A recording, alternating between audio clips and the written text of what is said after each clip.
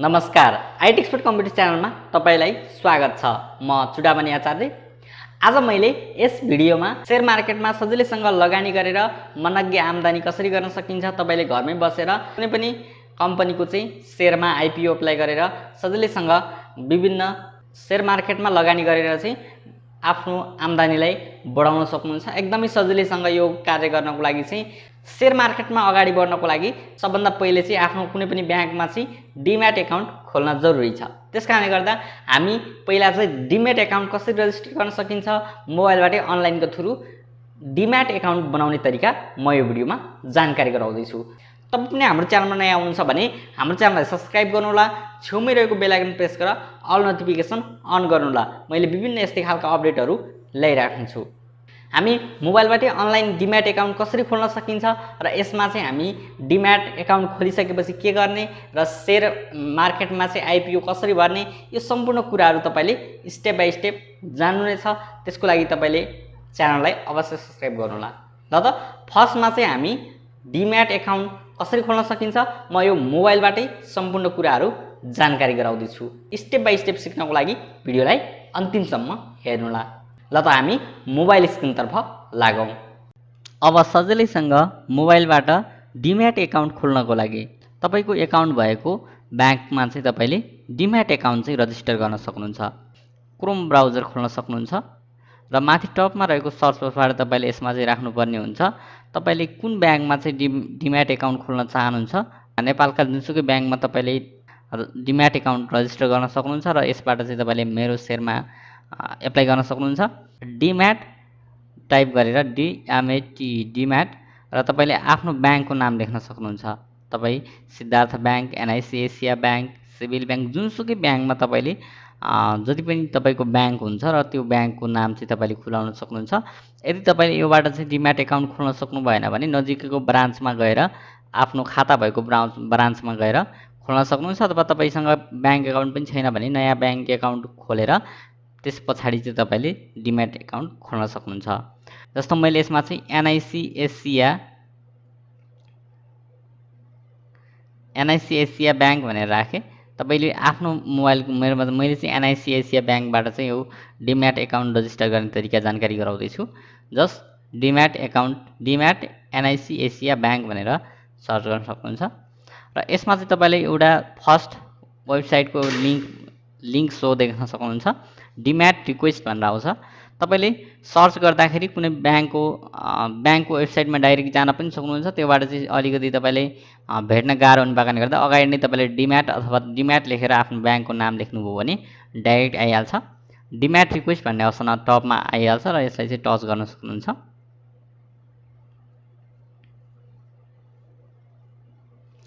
अब जस्तो यसमा भनिरहेको छ डिम्याट एकाउन्ट भनेर तपाईले देख्न सक्नुहुन्छ र यसलाई चाहिँ हामीले के कुराहरू आवश्यक पर्छ, डिम्याटको लागि सम्पूर्ण आवश्यक पर्ने कुराहरू मैले यसमा जानकारी गराउँदै छु। तपाईले डिम्याट एकाउन्ट खोल्दै हुनुहुन्छ भने पहिला चाहिँ तपाईसँग हुन जरुरी के कुराहरू छन् त्यो पनि म यसमा देखाउँछु। फर्स्टमा चाहिँ क्लिक हियर टु एप्लाई भन्ने अप्सनमा टच गर्नु होला। अब तपाईको यसमा चाहिँ sign up is just 60 seconds भनेर यहाँनिर साइन अपको बटन तपाईको फर्म खोल्न सक्नुहुन्छ र यसमा चाहिँ चाहिने चाहिँ आवश्यक पर्ने कुराहरू अनलाइन फर्म डिम्याट खाता खोल्दा निम्न विवरणहरू अनिवार्य रूपमा हुनुपर्ने छ। माग गरे अनुसारको सम्पूर्ण विवरण हृदयपूर्वक भर्नुपर्ने छ। दुवै कान स्पष्ट देखिने हालसालै खिचेको पासपोर्ट साइजको फोटो हुनुपर्ने छ। दस्तखत अपलोड गर्दा सातो पेपरमा कालो पेनले गर्नुपर्ने छ। तपाईले चाहिँ दस्तखत पनि अपलोड गर्नुपर्ने हुन्छ, सिग्नेचर तपाईले चाहिँ एउटा पेपरमा चाहिँ सिग्नेचर गरेर अपलोड गर्नुपर्छ। नागरिकताको फोटोकपी अपलोड गर्दा स्पष्ट बुझिने हुनुपर्ने छ। अनि औँठा छाप अपलोड गर्दा पनि पेपरमा कालो मसिनो गरेर चाहिँ औँठा छाप लगाएर चाहिँ तपाईले अपलोड गर्नु होला। अनि म यसमा स्टेप बाइ स्टेप सिकाउँछु। लोकेसन म्याप अपलोड गर्दा आफूले बसोबास गरिरहेको कुनै प्रचलित स्थान समेत स्पष्ट उल्लेख गर्नुपर्ने छ।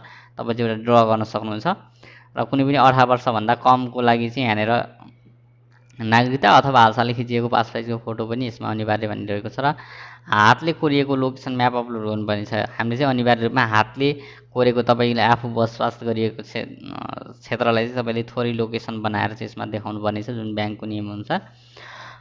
र यसमा चाहिँ गुगल म्यापको स्क्रिनसट चाहिँ मान्ने हुने छैन भनेको छ। हातले कोरिएको प्रष्ट सिग्नेचर अपलोड गर्नु होला भनेर भनिरहेको छ। अब चाहिँ यसमा अनलाइन डिम्याट खाता खोल्नु हुने महानुभावले सक्सेसफुल भइसकेपछि 15 दिनभित्र चाहिँ आफ्नो ब्याङ्कमा गएर चाहिँ यो लाई चाहिँ रजिस्टर गर्नुपर्ने। यसको चाहिँ तपाईँले आइडी पासवर्ड लिनको लागि चाहिँ तपाईँ ब्याङ्क जानुपर्ने हुन्छ। फर्स्टमा तपाईँको साइनअप भन्ने अप्सन आउँछ र यो साइनअप भन्ने अप्सनमा चाहिँ टच गर्नु होला। जस्ट अब तपाईँले फर्स्टमा नै तपाईँले आफ्नो इमेल एड्रेस राख्नु होला। मैले चाहिँ यसमा आफ्नो इमेल एड्रेस क्रिएट गर्दैछु। मैले चाहिँ आफ्नो यसमा इमेल एड्रेस राखेँ।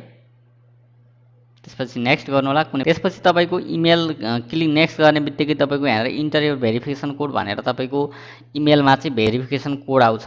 त्यसको लागि तपाईँले आफ्नो मेल खोल्नु होला। जस्ट इमेल भेरिफिकेसन कोड आइसकेको छ र यसमा चाहिँ मेरो तलतिर आएको छ र यसलाई चाहिँ मैले यहाँदेखि कपी गरेँ र यहाँदेखि चाहिँ मैले पेस्ट गरेँ। अब यहाँनिर पेस्ट गर्ने बित्तिकै please enter your full name भनेको छ। अब चाहिँ तपाईँले फुल नेम राख्नु होला। जस्ट मैले यसमा आफ्नो फुल नेम पनि क्रिएट गरिदिएँ।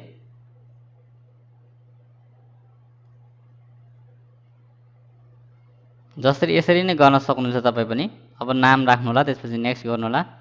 त्यसपछि मोबाइल नम्बर राख्नु होला। इन्टर योर मोबाइल नम्बर भनेको हुन्छ। अब तपाईँको यहाँनिर please enter your authentication detail भन्छ। जस्तो तपाईँले चाहिँ आफ्नो युजर नेम र पासवर्ड क्रिएट गर्नुपर्ने हुन्छ। जस्ट तपाईँले एकदम सजिलो छ। तपाईँको पासवर्ड राख्नको लागि चाहिँ तपाईँले आफ्नो कुनै नाम अथवा त्यसलाई चाहिँ कुनै @ अथवा कुनै स्पेसल क्यारेक्टर र नम्बर राखेर चाहिँ तपाईँलाई इक्जाम्पल पनि भनिरहेको छ। फर्स्टमा तपाईँले युजर नेम राख्न सक्नुहुन्छ। युजर नेम चाहिँ तपाईँले आफूले नबिर्सिने खालको सजिलो युजर नेम क्रिएट गर्नु होला। जति सकिन्छ सर्टकट युजर नेम राख्नु होला। जस्तो मेरो चाहिँ युजर नेम आइरहेको छ, यति मात्रै भएको छ। अनि यसमा चाहिँ स्ट्रङ पासवर्ड क्रिएट गर्नको लागि तपाईँले चाहिँ आफ्नो नाम अनि त्यसपछि कुनै @ को साइन यस्तो खालको साइन अथवा तपाईँले नम्बर एड गरेर चाहिँ अलि लङ पासवर्ड बनाउन सक्नुहुन्छ। मैले चाहिँ यसमा पासवर्ड राख्दैछु। पासवर्ड चाहिँ मैले यसमा हाइड गरेँ यसलाई। जस्ट मैले पासवर्ड राखिसकेको छु। पासवर्ड राखिसकेपछि तपाईँले आफ्नो युजर नेम र पासवर्ड चाहिँ तपाईँले माथि तल सेम राख्नु होला र यहाँदेखि टर्म्स एन्ड कन्डिसनको यहाँनिर चेक मार्क लगाइदिनु होला। अब चेक मार्क लगाइसकेपछि नेक्स्ट गर्नु होला। यति गरिसकेपछि तपाईँको पासवर्ड सेभ गर्ने भनेको छ। पासवर्ड सेभ गर्न चाहनुहुन्छ भने सेभ गरिदिनु होला, राख्नको लागि चाहिँ। अब तपाईँको यहाँनिर यदि यति रजिस्टर पुरा गरिसक्नुभयो भने तपाईँले चाहिँ यहाँनिर पर्सनल डिटेलहरू खुलाइदिन्छ। मैले चाहिँ यसमा ब्लर गरेर राखेको छु। जस्ट तपाईँले चाहिँ फर्स्टमा मेरो नाम देखाइरहेको छ, सेकेन्डमा मोबाइल नम्बर राखेको छ र इमेल एड्रेस राखेको छ।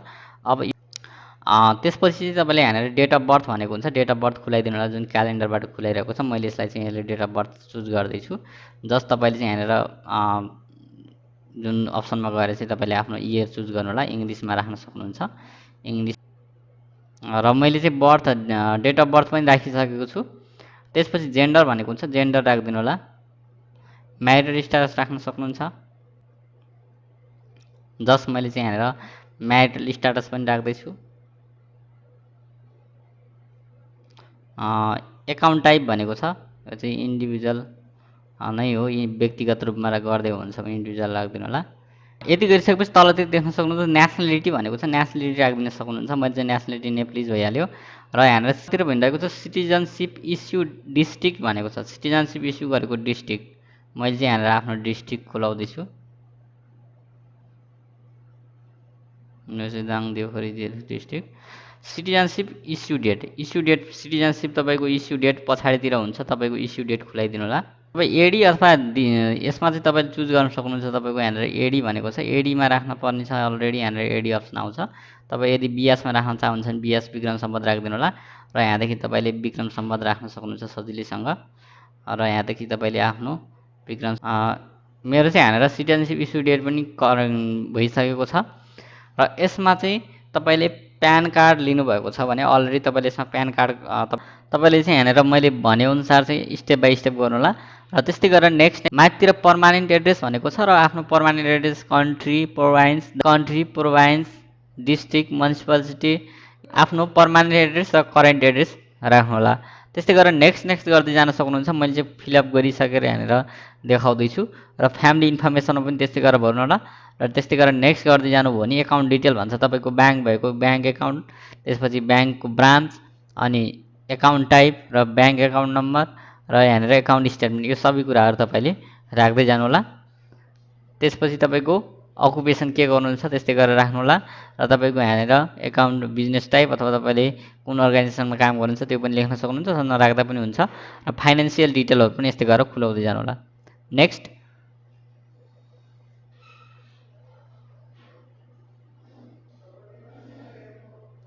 त्यति गरिसकेपछि तपाईँको यहाँनिर डकुमेन्ट पर्सनल डकुमेन्टहरू अपलोड गर्न भनिरहेको हुन्छ। फर्स्टमा तपाईँले अपलोड पिपी साइज फोटो भनेको छ, मैले चाहिँ अपलोड पिपी साइज फोटोमा टच गरेर चाहिँ फोटो अपलोड गर्नुहोला। त्यस्तै गरेर अपलोड सिटिजनसिप फ्रन्ट र ब्याक, तपाईँको अगाडि साइड र पछाडि साइड अपलोड गर्नुहोला। र कुनै सादा पेपरमा चाहिँ तपाईँले लेफ्ट र राइट ह्यान्डको चाहिँ थम जुन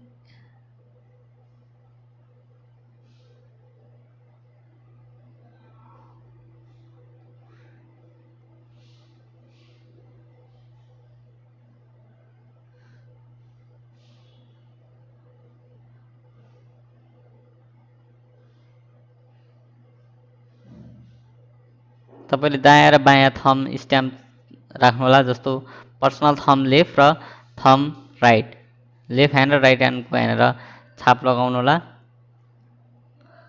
तपाईँले यहाँनिर फेरि अर्को अप्सनमा चाहिँ सिटिजनसिप म्याप र त्यसपछि चाहिँ ल्याब चाहिँ अपलोड गर्नुपर्छ। तपाईँको चाहिँ लेफ्ट र राइट ह्यान्ड दायाँ र बायाँ साइजको चाहिँ तपाईँले यसमा चाहिँ अपलोड गर्नुहोला।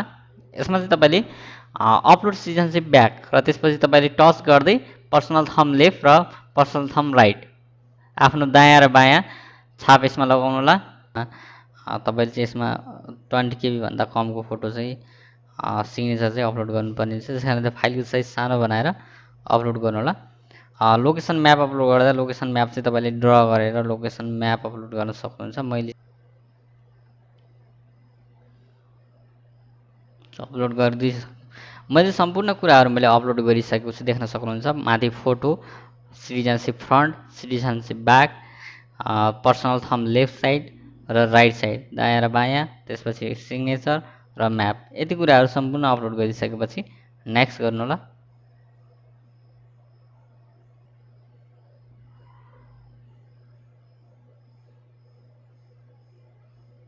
र यसरी गरिसकेपछि तपाईँको यहाँनिर निक्षेप सदस्य, हितग्राही व्यक्ति वा संस्थाको बिच सम्झौता भनेर यहाँनिर तपाईँको विभिन्न अन्य प्रावधान पनि राखेको छ र रकम विभिन्न कुराहरू, नीति नियमहरू तपाईँले यसमा पालना गर्नुपर्ने हुन्छ। यसरी डिस्क्लाइमर पनि देख्न सक्नुहुन्छ।